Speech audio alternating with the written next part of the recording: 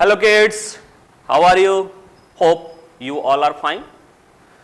First of all, तो I want to welcome you on platform of Dikshans e-learning app. आज जो हम लोग डिस्कस करने जा रहे हैं वो एसिड बेस एंड सॉल्ट का तीसरा पार्ट है, that means third part of this chapter.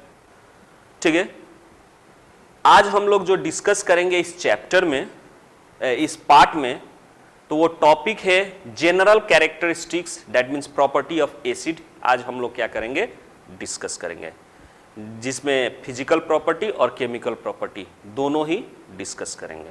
ठीक है, so before we are going to start today's topic, आज के टॉपिक स्टार्ट करने से पहले पिछले टॉपिक में हम लोगों ने क्या क्या डिस्कस किया था उसके बारे में थोड़ा सा रिकैप कर लें.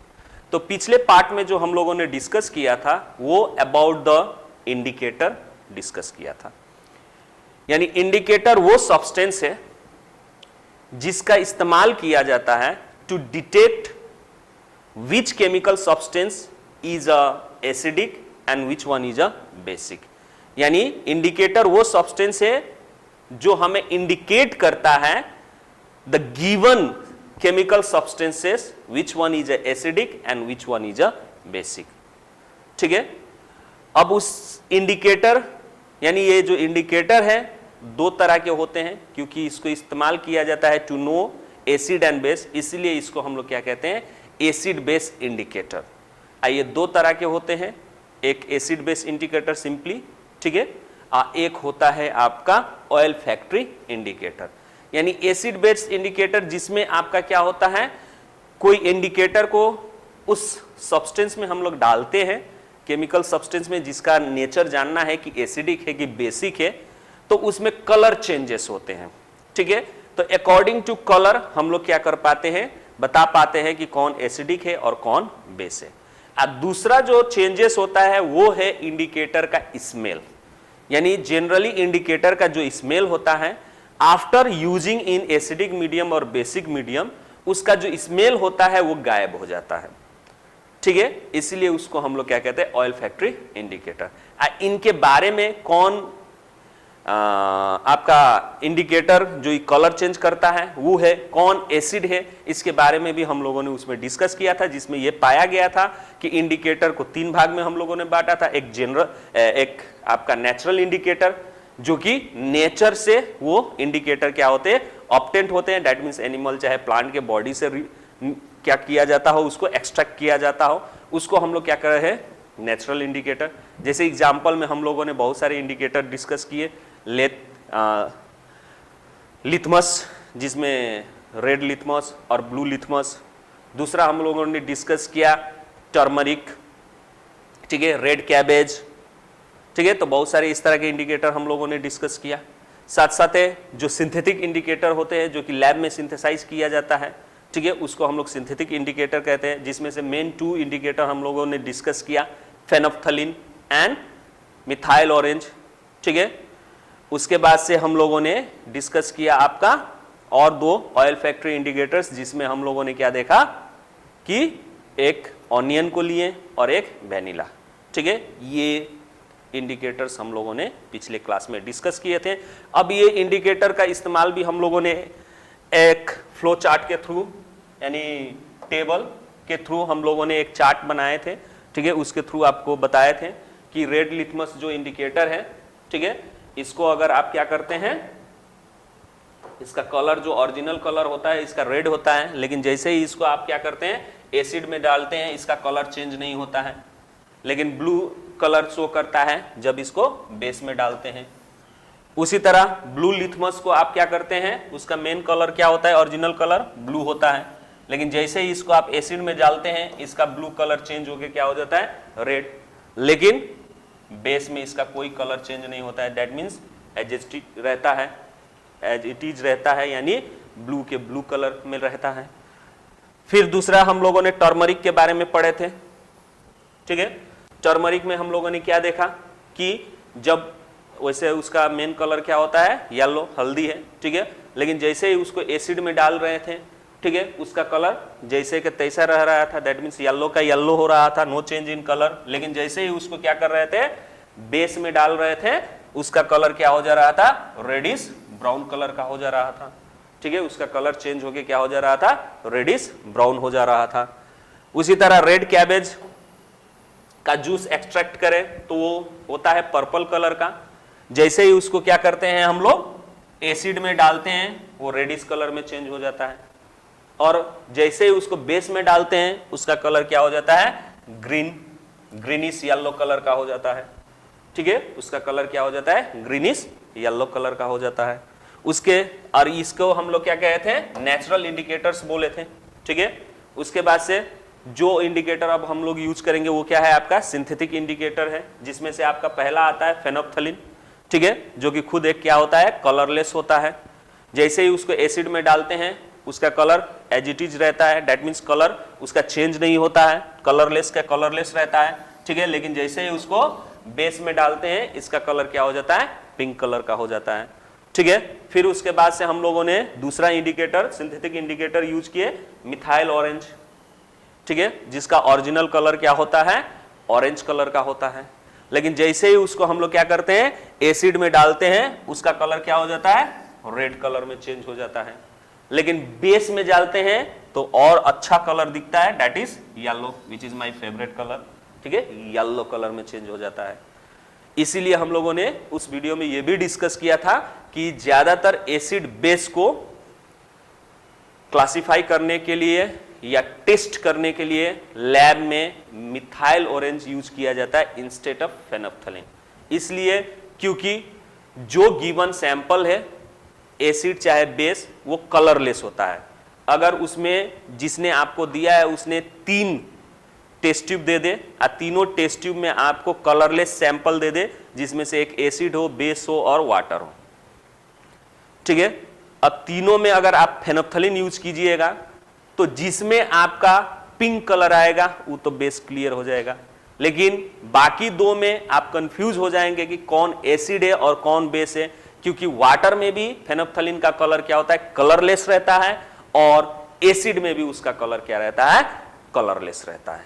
ठीक है, लेकिन अगर उसके बदले अगर आपने क्या इस्तेमाल किया, मिथाइल ऑरेंज इस्तेमाल किया, तो मिथाइल ऑरेंज वाटर में ऑरेंज कलर यानी एज इट इज जो उसका कलर रहता है वही रहेगा, लेकिन जैसे ही उसको बेस में डालिएगा, सॉरी एसिड में डालिएगा, उसका कलर क्या हो जाएगा, रेड कलर हो जाएगा। जैसे ही उसको बेस में डालिएगा उसका कलर येलो हो जाएगा। तो यहां पे है ना, ठीक है, कि इसी कारण से मिथाइल ऑरेंज को ज्यादा प्रीफर करते हैं लैब में इंस्टेड ऑफ फेनोप्थलीन।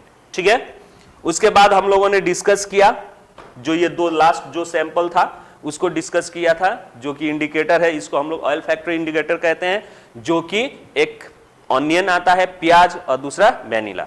ठीक है, तो ऑनियन का जो कलर जो स्मेल होता है, ये ऑयल फैक्ट्री है तो इसीलिए स्मेल, ठीक है, इसका जो स्मेल होता है ओरिजिनल, इसका जो प्याज का स्मेल होता है वही, लेकिन जैसे ही इसको एसिड में डालते हैं इसका स्मेल जैसा है प्याज का स्मेल वही आता है एसिड में, लेकिन जैसे ही इसको बेस में डालते हैं ये अपना स्मेल का जो प्रॉपर्टी है वो खो देता है, यानी अब प्याज की तरह वो स्मेल नहीं आता है। तो इससे पता चल जाता है कि जो गिवन 2 सैंपल दिया गया है एसिड और बेस, उसका क्या है कि प्याज का अगर स्मेल गायब हो जा रहा है जिस सॉल्यूशन में उसको डाल रहे हैं तो वो क्या होगा, बेस होगा। उसी तरह वेनिला भी है, उसका भी अपना स्मेल होता है, लेकिन बेस में जैसे डालते हैं वो अपना स्मेल खो देता है, लेकिन एसिड में वो स्मेल रहता है, कोई चेंजेस नहीं आता स्मेल का। ठीक है, तो इस हिसाब से हम लोगों ने जो भी इंडिकेटर्स थे, चाहे वो ऑयल फैक्ट्री इंडिकेटर्स हो, चाहे नेचुरल इंडिकेटर्स हो, चाहे आपका सिंथेटिक इंडिकेटर्स हो, इस तरह से हम उसको क्या कर सकते हैं, यूज कर सकते हैं। इस फ्लो चार्ट से हम लोगों ने क्या किया था, पढ़ा था। ठीक है, तो आज के वीडियो में जो हम लोगों को डिस्कस करना था, ये जितना हम लोग डिस्कस किए ये पिछले वीडियो में हम लोगों ने यानी पार्ट 2 में डिस्कस किया है। ठीक है, तो जो आज हम लोगों को डिस्कस करना है वो है आपका प्रॉपर्टी के बारे में। ठीक है, जनरल प्रॉपर्टी के बारे में हम लोगों को डिस्कस करना है।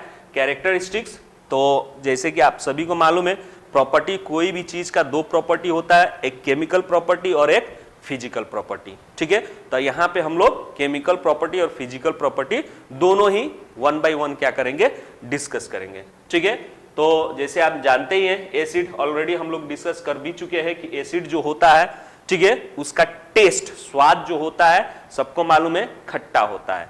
यानी कोई भी ऐसा एसिड हो जिसको अगर आप टेस्ट करें और उसका स्वाद, ठीक है, यानी कोई भी ऐसा चीज हो जिसका स्वाद अगर खट्टा आ रहा है तो समझिए कि उसमें आपका क्या है, एसिड है।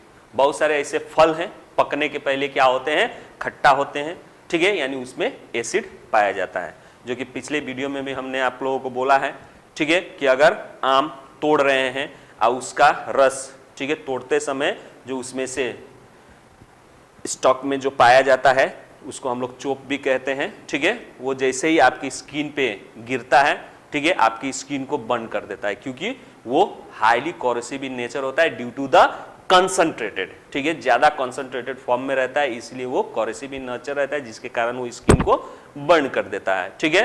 तो एक तो ये हो गया कि कोरोसिव इन नेचर भी होता है, और दूसरा हो गया कि खट्टा जो हो उसको हम लोग क्या कहते हैं, एसिड कहते हैं, यानी एसिड का ये नेक्स्ट इंडिकेटर के तौर पे अगर देखा जाए, ठीक है, तो जितने भी एसिड होते हैं अगर उसमें आप क्या कीजिए, लिथमस पेपर डालिए, कौन सा, ब्लू लिथमस, तो वो आपका चेंज होके क्या हो जाता है, रेड लिथमस में चेंज हो जाता है। तो अगर कोई भी सैंपल आपके पास हो, ठीक है, और उसका नेचर आपको नहीं मालूम हो तो आप ब्लू लिथमस पेपर लेके उसमें डाल दीजिए।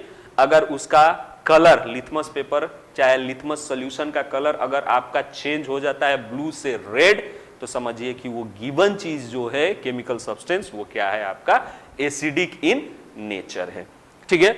उसी तरह जब उसको वाटर में आप डिजॉल्व कीजिएगा, ये वैसे तो बाद में इसको डिफाइन भी किया गया है, ठीक है, इसको बाद में डिफाइन किए हैं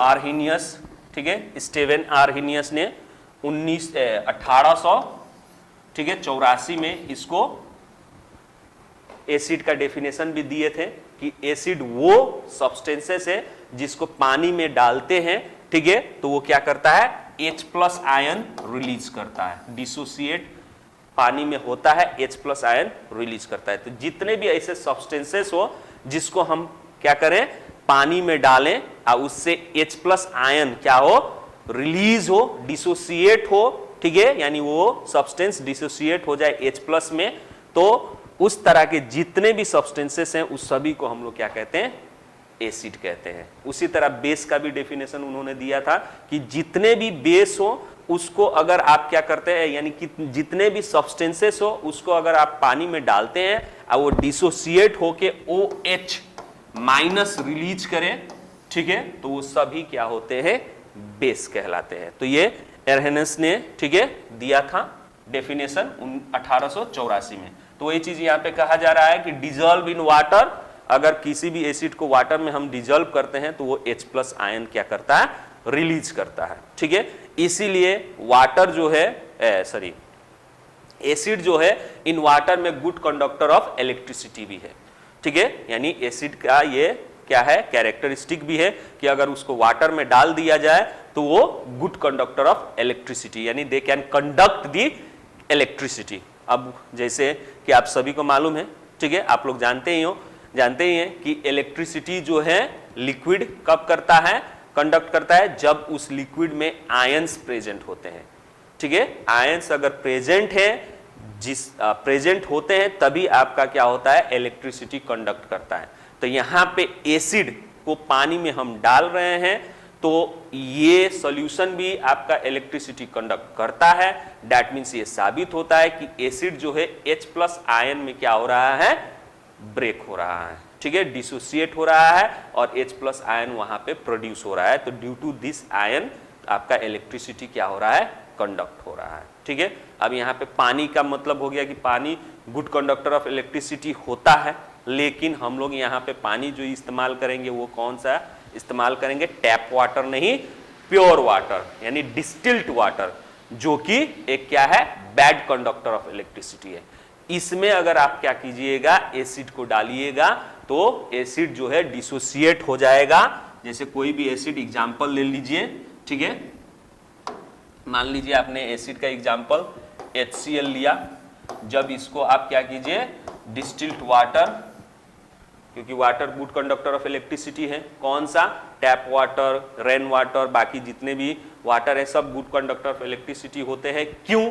क्योंकि उनके अंदर आयंस पाया जाता है, मिनरल्स पाया जाता है in the form of ions, salt पाए जाते हैं। ठीक है, बहुत सारे स्रोत है नदी में, बहुत सारे minerals in form of salt पाए जाते हैं। अब वो पानी में क्या हो जाते हैं? ब्रेक होते हैं, तो इन फॉर्म ऑफ आयंस रहते हैं, इसीलिए वो क्या करते हैं? इलेक्ट्रिसिटी कंडक्ट करते हैं। ठीक है, तो अब यहाँ पे एसिड भी उस तरह के पानी में डालिएगा तो ये कंफर्म नहीं कर पाइएगा कि वो पानी के कारण है कि एसिड के कारण है। लेकिन अगर आप टैप प्योर डिस्टिल्ड वाटर लेते हैं जो कि फ्री ऑफ क्या होते हैं? आयंस होते हैं, वो आपके बैड कंडक्टर ऑफ इलेक्ट्रिसिटी होते हैं। अब उसमें एसिड मिलाइए।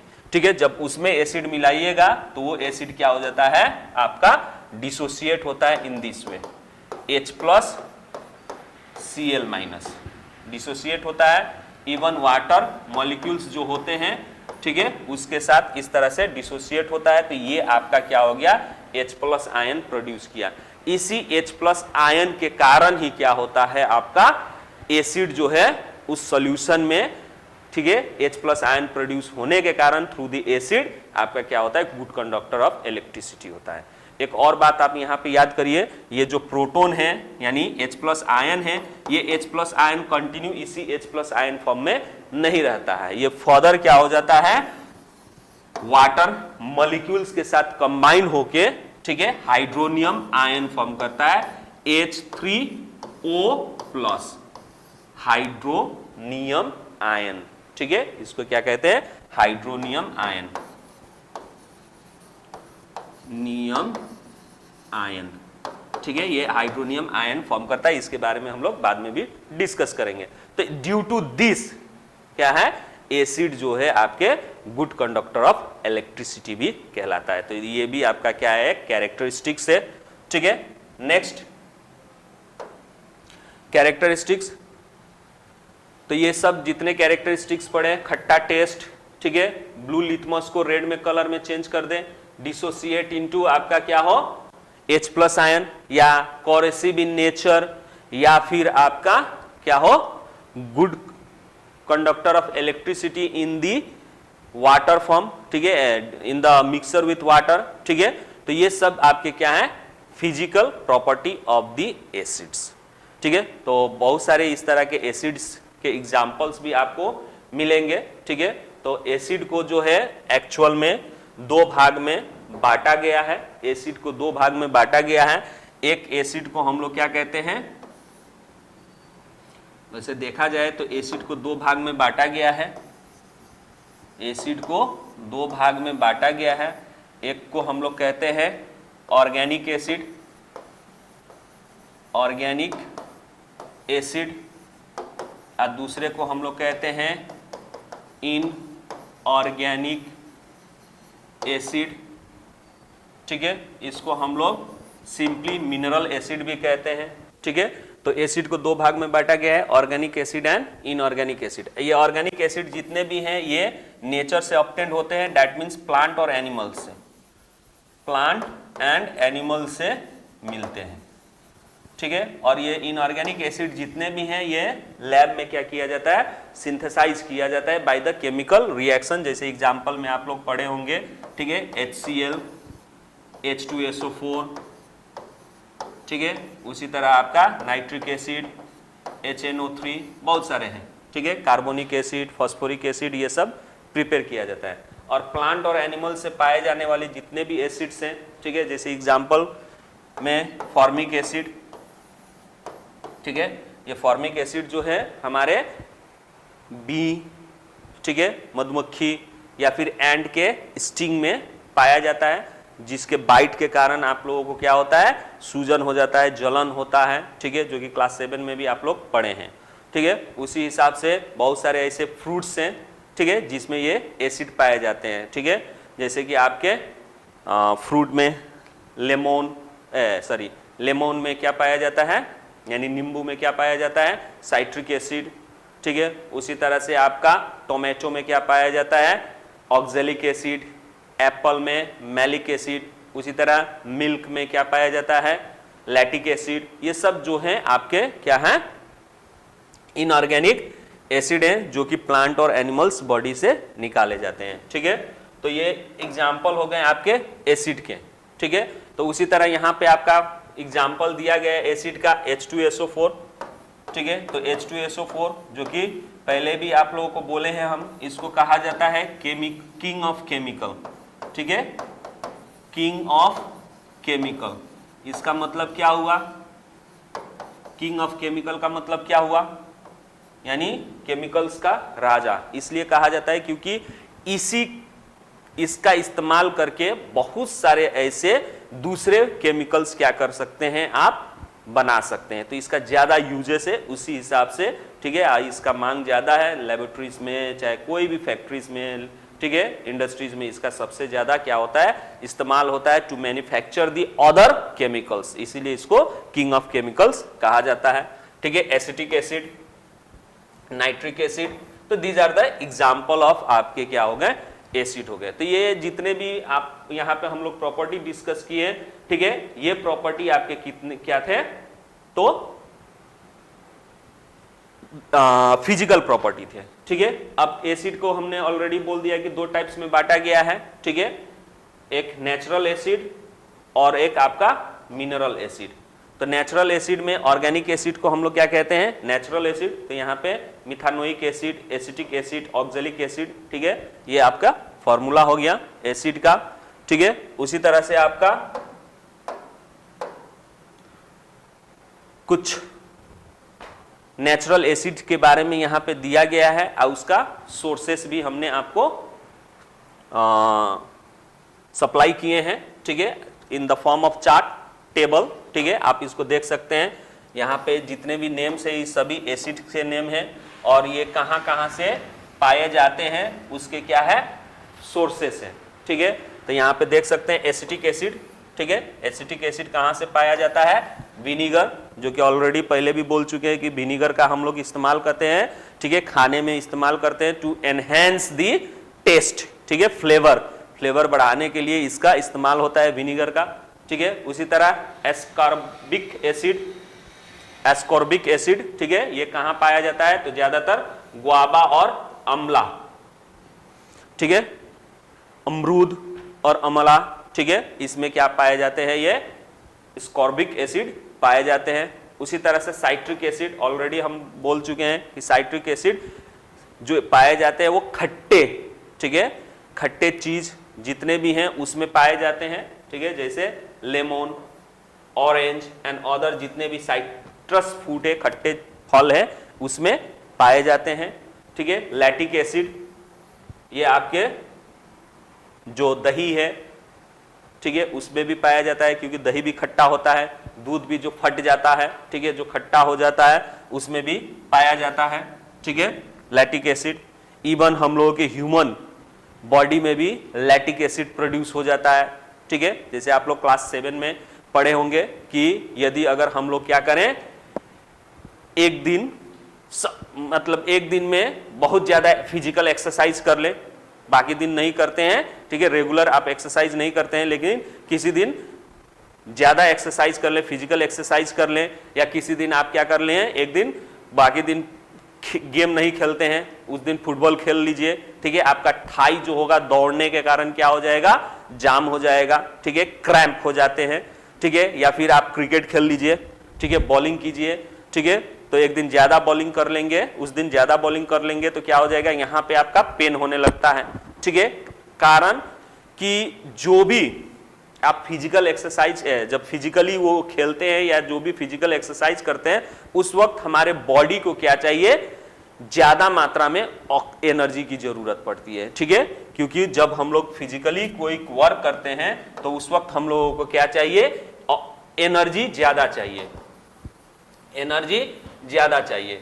ठीक है, अब ये एनर्जी कैसे आता है, तो आप लोग पढ़े हैं न्यूट्रिशन में, ठीक है, कि बाय द रेस्पिरेशन। ठीक है, रेस्पिरेशन वो प्रोसेस है जिससे आपका क्या होता है, जो भी आपका फूड जो है सेल्स में ऑलरेडी डिपोजिट है, उस फूड को ब्रेक करता है। ठीक है, और उसके बाद से आपको एनर्जी देता है। तो that process is called respiration, जिसमें फूड, ठीक है, फूड के साथ ऑक्सीजन क्या होते हैं, कंबाइन होते हैं। तब ये फूड को ऑक्सीजन तक ले जाने का काम कौन करता है? रेस्पिरेशन। उस प्रोसेस में क्या होता है, जब इनहेल करते हैं तो वो जितना भी इनहेल एयर होता है उसमें से ऑक्सीजन जो है लंग्स में जाके, ठीक है, एल्वियोलाई में डिफ्यूजन प्रोसेस के थ्रू ब्लड कैपिलरीज में क्या हो जाते हैं? मिक्स हो जाते हैं। अब ब्लड कैपिलरीज में जो ब्लड है जिसमें ऑलरेडी क्या है आपका RBC due to the haemoglobin pigment, ठीक है, रेड होने का कारण क्या है? Haemoglobin pigment. वही हेमोग्लोबिन उस ऑक्सीजन को क्या करता है? बाइंड करता है, पकड़ लेता है और उसको कैरी करके each and every part of the tissue के सेल्स तक क्या कर देता है?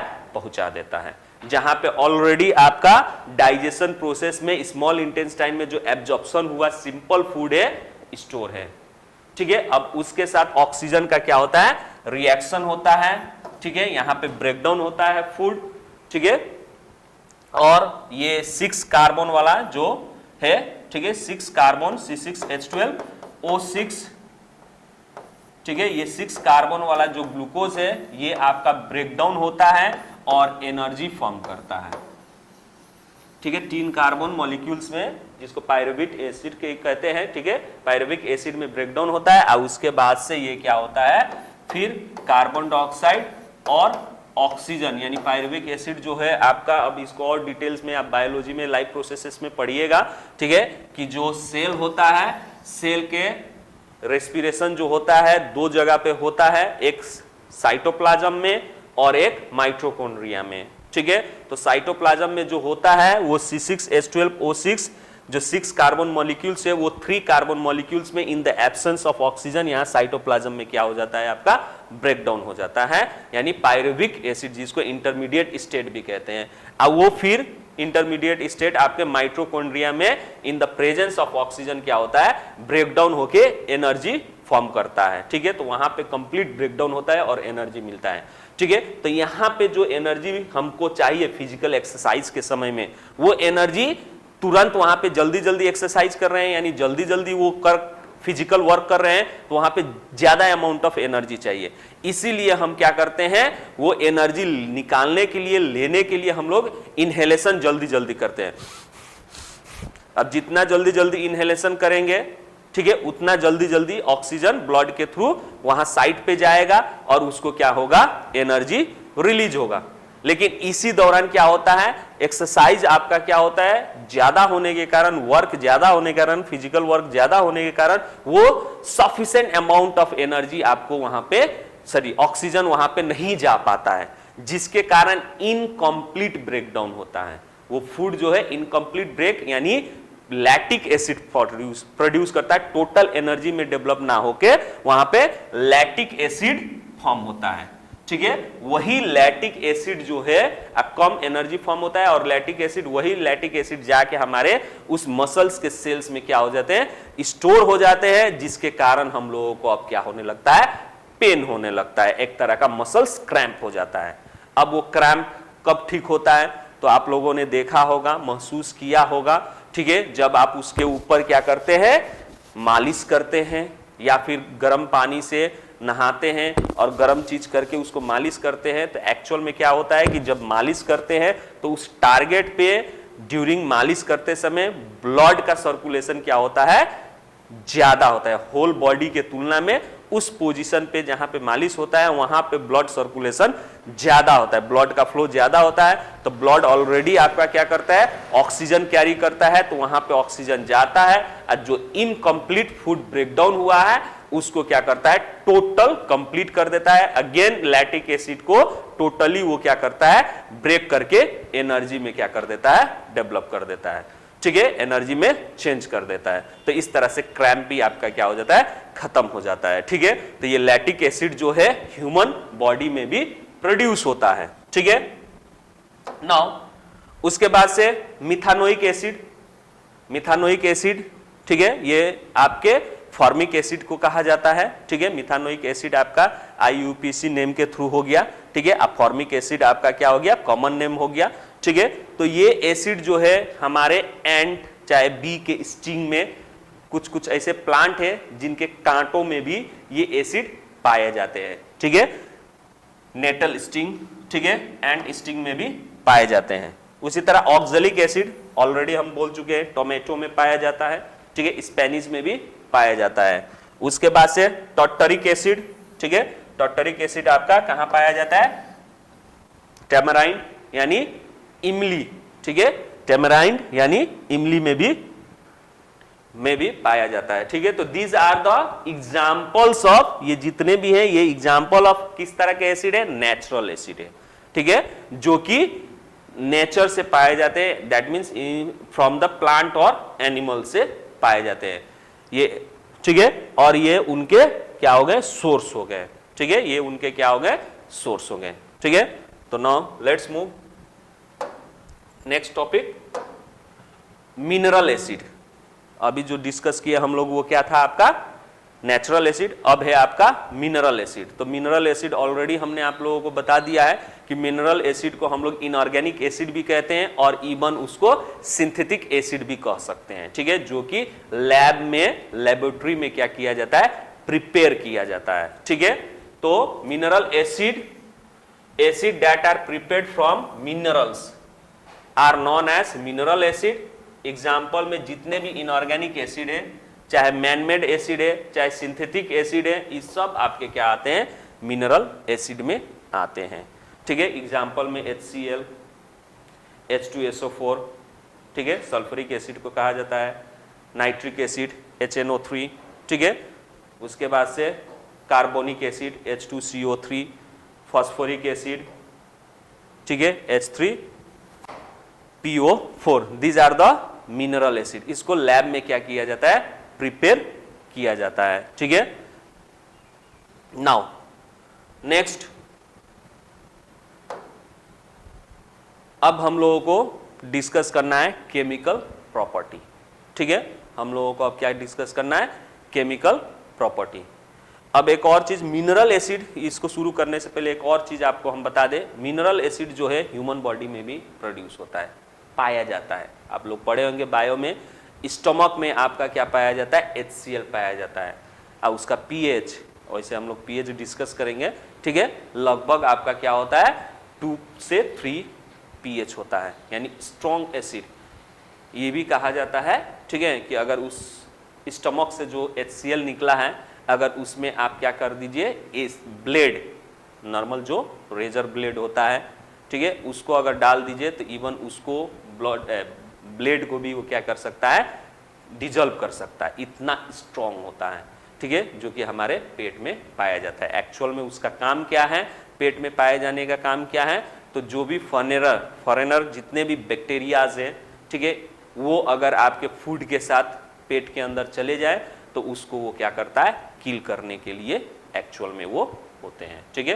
वैसे उसका हार्मफुल नहीं है, क्योंकि प्रोटेक्टिव लेयर हमारे स्टमक में, ठीक है, पाए जाते हैं। गैस्ट्रिक ग्लैंड जो कि म्यूकस रिलीज करता है, ठीक है, तो वो उसको क्या करता है? पेट को, इस सरफेस को क्या करता है? म्यूकस जो है उसको क्या करता है? सेफ रखता है, ठीक है। तो इसे डरने की बात नहीं है, ठीक है। तो अब हम लोग डिस्कस करते हैं केमिकल प्रॉपर्टी ऑफ एसिड। तो केमिकल प्रॉपर्टी में हम लोग क्या डिस्कस करते हैं कि एसिड को अगर किसी सब्सटेंस के साथ रिएक्ट करते हैं तो वो क्या फॉर्म करता है, ठीक है। यही चीज हम लोग डिस्कस करते हैं, जिससे हमें ये पता चल जाए कि कोई भी सब्सटेंस को अगर एसिड के साथ हम रिएक्ट करते हैं तो वो क्या फॉर्म करता है। तो इस टेस्ट से हमको पता चल जाएगा कि जो गिवन सब्सटेंस है वो चीज फॉर्म कर रहा है कि नहीं कर रहा है। अगर कर रहा है तो दैट मीन्स ये एसिड है। जैसे पहला हम लोग केमिकल रिएक्शन पढ़ेंगे, वो रिएक्शन पढ़ेंगे कि reaction of acid with metal, यानी जितने भी एसिड हैं अगर उसको कोई भी मेटल के साथ अगर आप रिएक्ट कीजिएगा तो क्या करता है? एक जनरल रिएक्शन होता है। उस जनरल रिएक्शन में यह पाया जाता है कि acid when react with metal gives hydrogen gas along with respect to salt when they react with metal. यानी एसिड को मेटल के साथ अगर आप रिएक्ट करते हैं तो क्या फॉर्म होता है?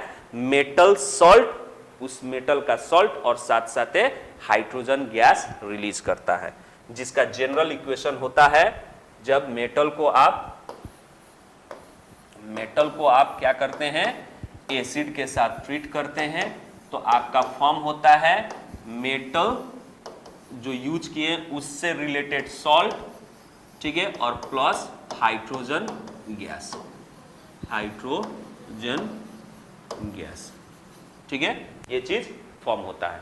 जैसे एग्जाम्पल के तौर पे अगर कोई चीज ले लें तो मान लीजिए एग्जाम्पल में, ठीक है, एग्जाम्पल में कोई मेटल ले लिए सोडियम, ठीक है, अगर इसको हम लोग कोई एग्जाम्पल ले लीजिए एसिड का HCl, ठीक है, तो अब ये क्या होता है, रिएक्शन होता है। उस रिएक्शन के दौरान क्या होता है, एसिड जो है डिसोसिएट होता है, ठीक है, H+ और Cl- में, ठीक है।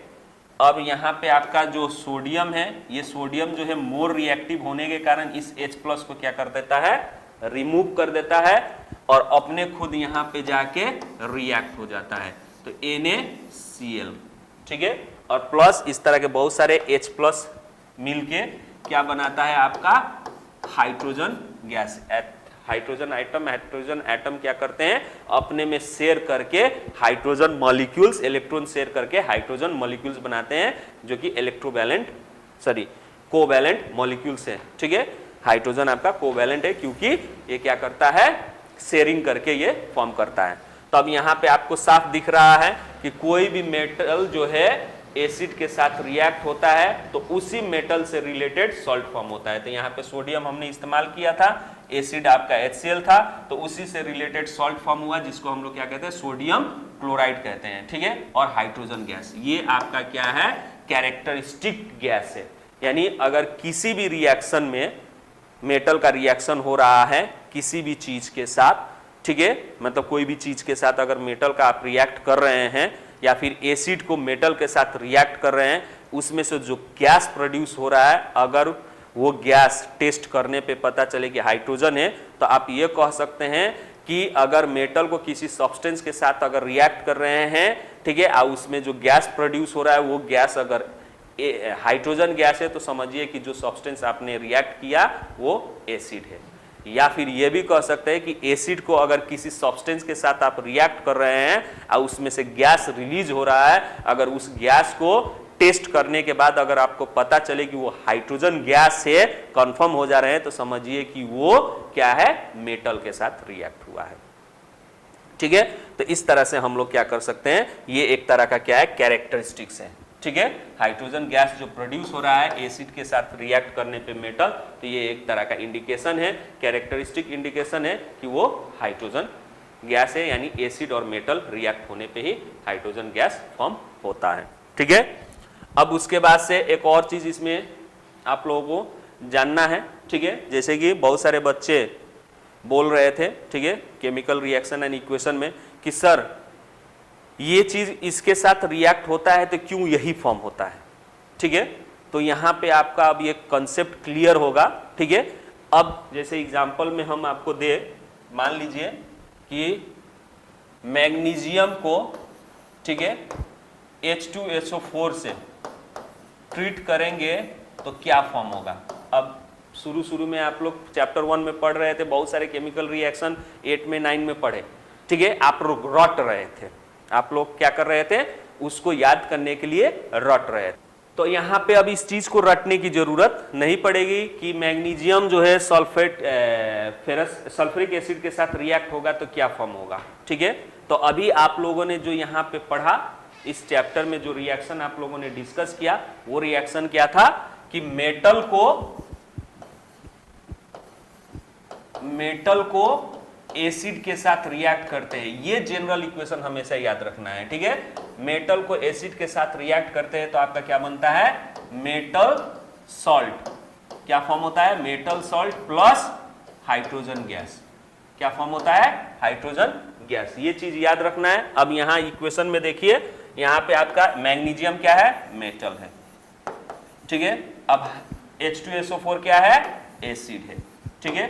जब ये मेटल और एसिड रिएक्ट होगा तो क्या फॉर्म होगा, मेटल सॉल्ट। क्या फॉर्म होगा, मेटल सॉल्ट। और वो भी कौन सा सॉल्ट फॉर्म होगा, तो मेटल से रिलेटेड सॉल्ट फॉर्म होगा, plus hydrogen gas, hydrogen gas, ठीक है। अब ये फॉर्म होगा। अब ये इक्वेशन अगर आपको मालूम है तो अब ये जनरल इक्वेशन मालूम है, ये general equation as a formula समझ लीजिए, ठीक है। अगर मालूम है तो आपको अब रटने की जरूरत नहीं पड़ेगी कि क्या होगा। तो मैग्नीशियम जो है ये आपका क्या होगा, H2SO4 के साथ रिएक्ट होगा। तो पहले ही बोले कि H2SO4 आपके H+ ठीक है, यानी एसिड H+ और दूसरा आयन जो है उसमें क्या हो जाता है, ब्रेक हो जाता है। तो H+ और SO4 सल्फेट आयंस में क्या होता है, ब्रेक होता है। तो अब मैग्नीशियम जो है मोर रिएक्टिव देन हाइड्रोजन है, तो इसको रिप्लेस कर देगा और यहां पे ये क्या होगा, रिएक्ट होके मैग्नीशियम सल्फेट, रिएक्ट होके मैग्नीशियम सल्फेट फॉर्म करेगा और प्लस हाइड्रोजन गैस फॉर्म करेगा।